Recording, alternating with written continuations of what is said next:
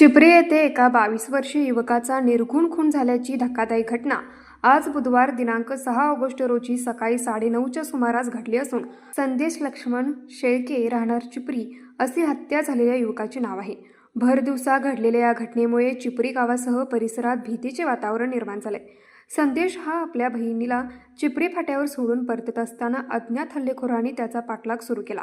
जीव वाचवण्यासाठी तो पळत असताना एका ऑइल मिलच्या गेटसमोर त्याला गाठून धारदार शस्त्रांनी सपासप वार करण्यात आले। या हल्ल्यात संदेशचा जागीच मृत्यू झाला। हल्लेखोरांनी संदेशच्या मानेवर वार करून निर्घुणपणे हत्या केल्यामुळे गावकऱ्यांमध्ये संतापाची लाट उसळली। घटनेची माहिती मिळताच जयसिंगपूर पोलीस तातडीने घटनास्थळी दाखल झाले। त्यांनी पंचनामा करून मृतदेह शवविच्छेदनासाठी पाठवला आहे। पोलिसांनी परिसरातील सीसीटीव्ही फुटेज तपासण्यास सुरुवात केली असून प्रत्यक्षदर्शींची चौकशी सुरू आहे।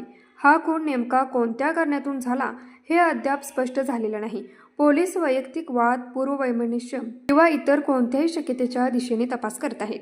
दरम्यान अजून कोणालाही अटक करण्यात आलेली नाही।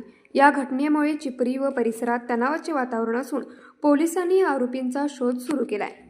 न्यूज मराठी 24 साठी विनोद शिंगे, कुंभोज।